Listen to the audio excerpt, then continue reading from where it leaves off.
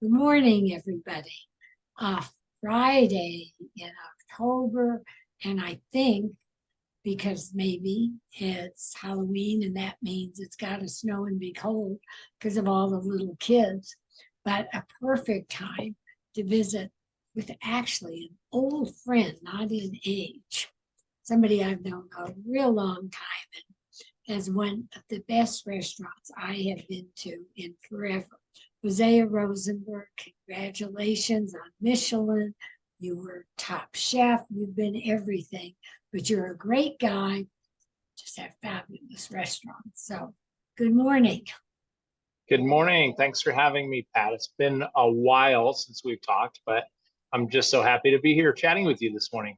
Well, I follow you all the time, and I'm dying to hear all about what you're doing because I know it's all very special. And I recently had the honor, privilege, whatever you want to say, to go to Blackberry. You had no clue I was there. Nobody had any clue of anything. And as I said, it's probably one of the best meals I've ever had in Colorado. The waitress was a Taylor. Taylor, yeah. Oh my God. I mean, if you could just package her, she was unbelievable and just a great time by all. So tell me, well, first of all, tell me about you. Somebody All may right. not Well, know all about you. okay. I'll start at the beginning. I'm Hosea Rosenberg. I own Blackbelly and Santo here in Boulder. Um, Santo is going to be 6 years old in a couple of weeks. It's an homage to northern New Mexico, where I grew up. Lots of green chili and blue corn and enchiladas and stuff like that. Very simple, but really tasty food. And then I'm in Blackbelly right now, which is my first restaurant. Started as a boutique catering company, which we still do today. We do lots of events and catering. We have a restaurant that is, I wouldn't call it fine dining per se, but it's upscale and it's very seasonal with a fresh meat focus. And then we have a market and a butcher shop attached on the other side. So we're very focused on whole animal butchery, seasonal, working with local ranchers and suppliers, and keeping it very Colorado here. So that's my day to day running these two businesses, and then we're working on some other concepts right now that hopefully we'll be seeing in the future. But until Wow. the doors are open, I don't like to say too much. My wife, who handles our PR and marketing, she always slaps my wrist if I say too much. But there is something in the works. I'll just leave it at that. And then a big part of my life is our foundation. Our daughter has a rare disease, and so we spend a lot of time working with our researchers, our doctors, and Sophie's team that cares for her, trying to give her the best life possible. So that's kind of how I balance out my day. Sophie is how old now? Sophie is 6.5, and she's in first grade here in Boulder, and she's got lots of friends, and she's doing all sorts of fun stuff. We're very excited about Halloween. It's probably her favorite holiday of the year. So she picked out I always have to dress up. Excuse me, I have to dress up with her. So we're doing Wreck-It Ralph. I'm Ralph and she's Glitch. And we're hitting the streets on Tuesday night. Well, if anybody doesn't know, follow Hosea and your wife and family. It's called Sophie's Neighborhood. And Mhm. I don't know the details of the disease other than it's horrible. And you all do, I mean, if they can do work to help it and to help her, and she's wonderful, you and your wife, I told you, just unbelievable. I have just to see you all, well, I'll start to cry because it just warms my heart to see anybody doing something this wonderful in the world of rare diseases, which has nothing to do with this interview about Blackbelly, but it's so hard because they are so rare and there's a million diseases you hear about. There are so many, and there are some that are a little more well known and some that are incredibly rare. unfortunately, in our situation, Sophie is one of a few dozen people on the planet that has this disease. Oh, And you're so when kidding. we found out about it, yeah, there was no real research done at all. There's some few medical papers, but very little to go with. And the doctors told us, she's going to lose a lot of function in her body, and that's all we know.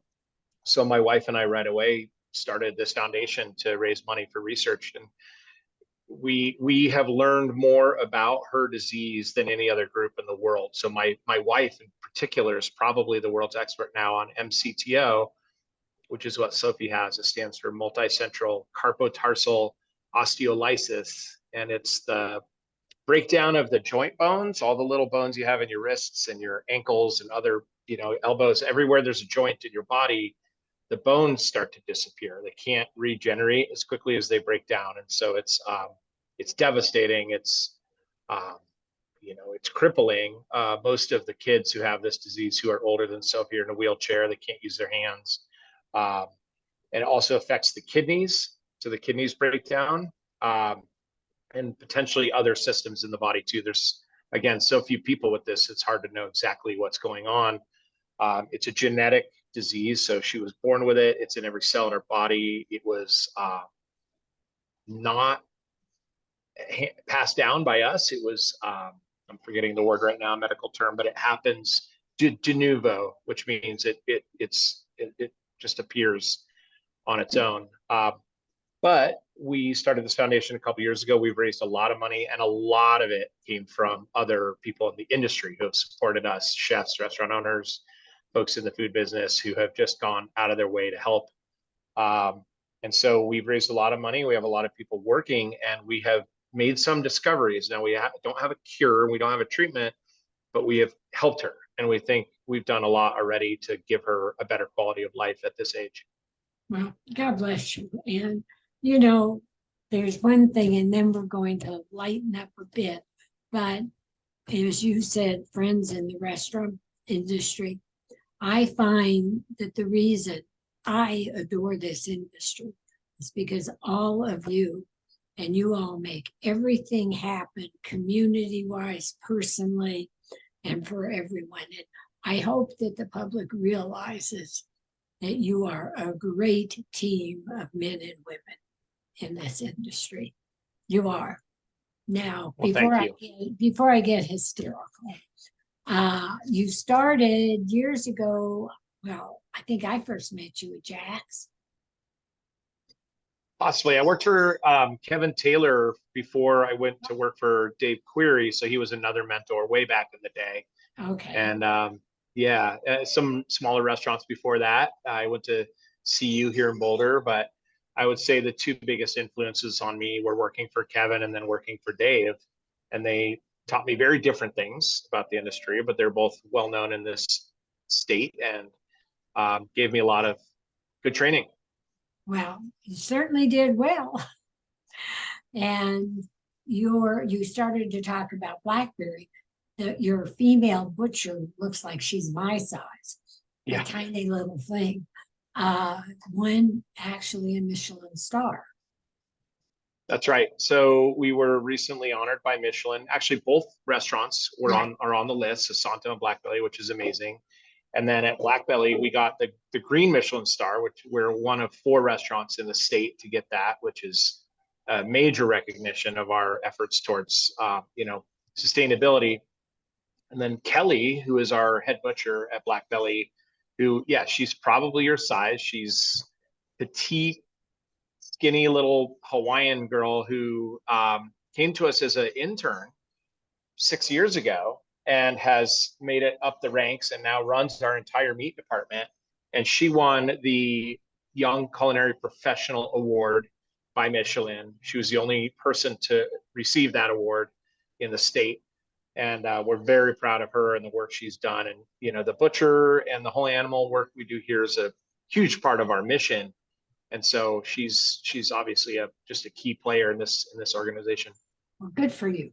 Okay, now tell us with Blackberry. I mean, I could go through every dish I had and the list of dishes that I didn't have that I really need to come back and have because I want them.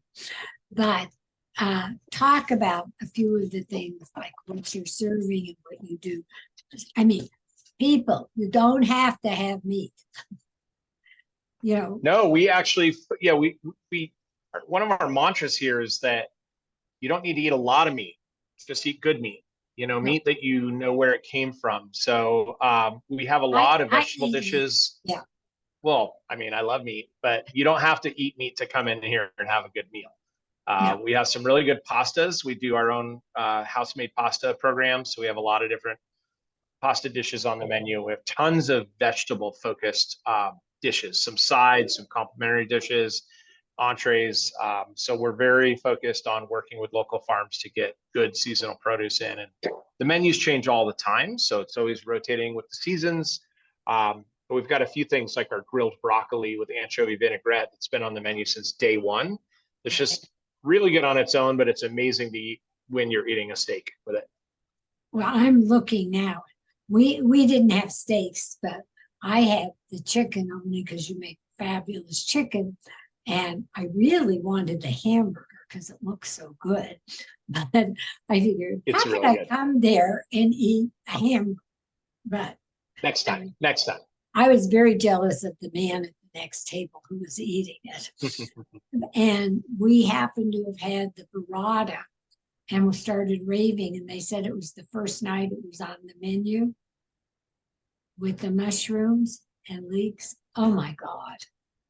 Yeah, we've had burrata on the menu for a while, but it always the set changes. You know, we get Yeah. this amazing Italian imported burrata. It's super fresh. Gets flown to Denver and driven right over to the restaurant.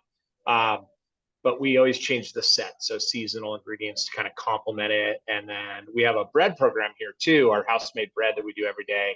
And our baker is just incredibly skilled. So we're getting locally milled grains and making fresh bread. And if you have good fresh bread and cheese and some nice vegetables that are in season, it's pretty hard to beat. That's life. Yeah. No, I bet you have something for everyone. The pastas, you had specials with a lamb shank that came with celery risotto or something. I mean, every taste is just a dream there. I mean, and your wines and drinks were great as well. Tell me about when are you open? When are we open? Yeah. As I said, we open for the restaurant side for dinner. We open at 4 p.m. and we're open 7 days a week. Oh. So, and you know, recommend reservations, especially on Fridays and Saturdays. But we do keep some tables open for walk-ins every night. It was well. Okay. However, I didn't know I was driving up in the ball game, which was fine. I got there, was very happy. You don't do lunch. Well, we do lunch at the market. So I'm in this private dining room right now. I'll kind of give you a little look at it. So we have a few different, it's a big building here. So we've got our dining room for dinner that opens at 4. This room I'm in right now is for events and private dining.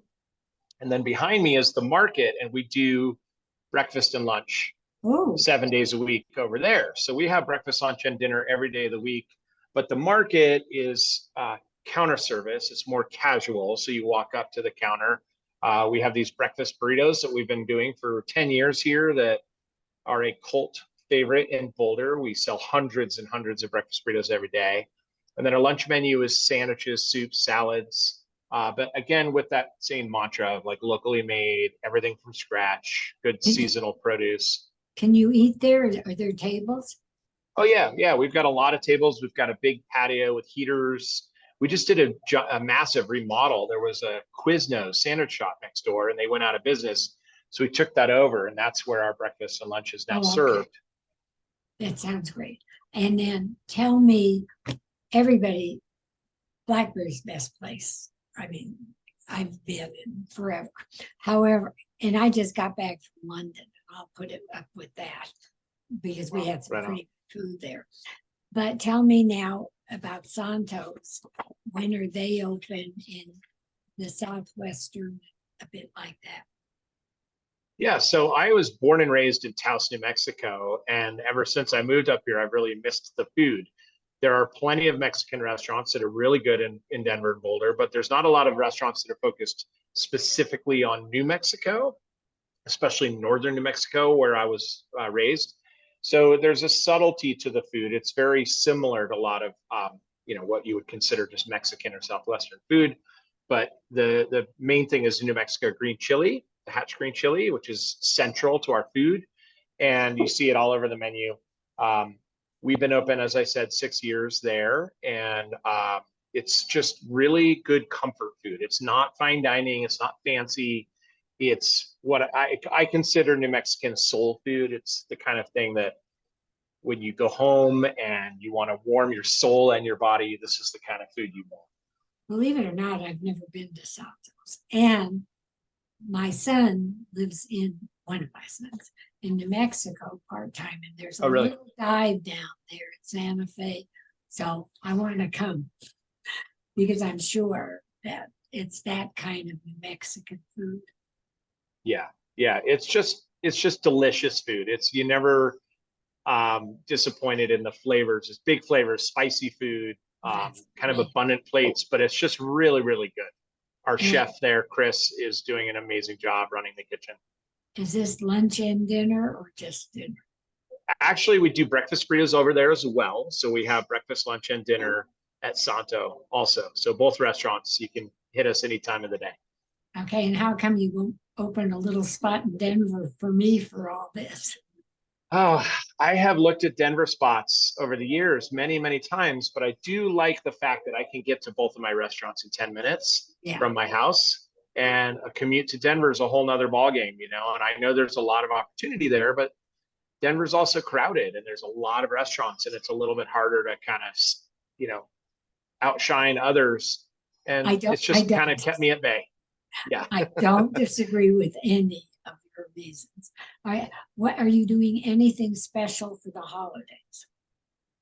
Yeah, actually at the butcher shop here in Boulder, we have these really great heritage turkeys that people can pre-purchase.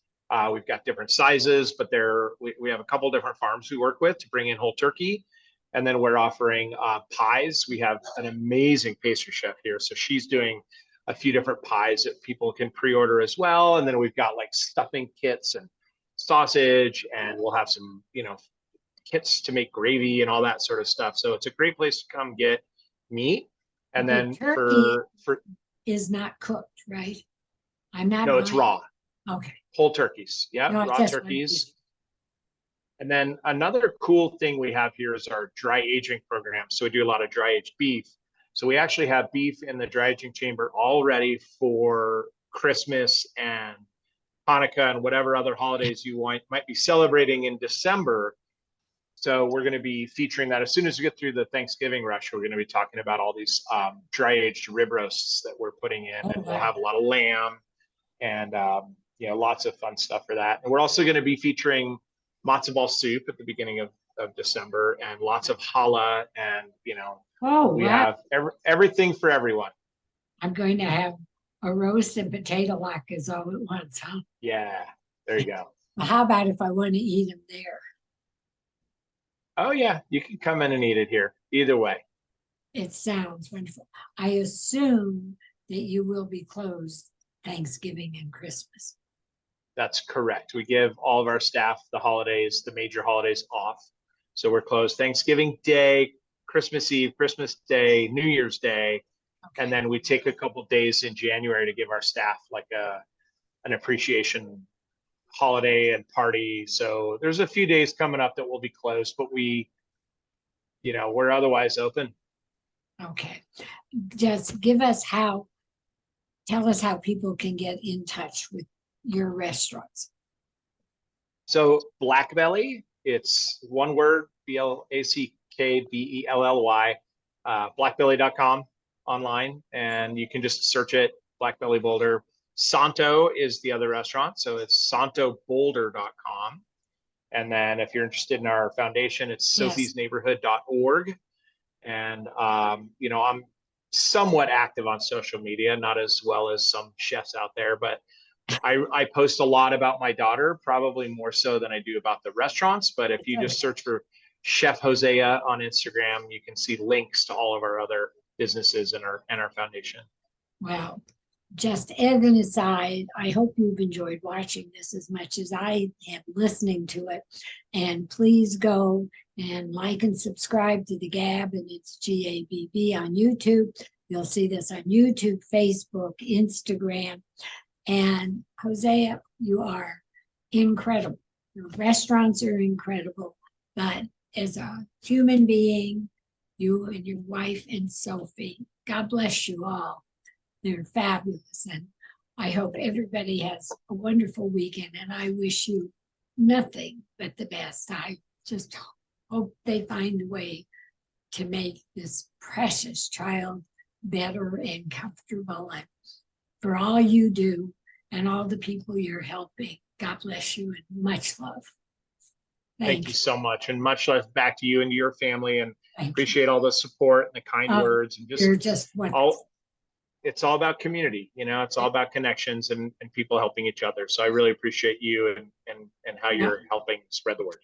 Much love. Thank you. Take care. Bye-bye. All right. Bye-bye.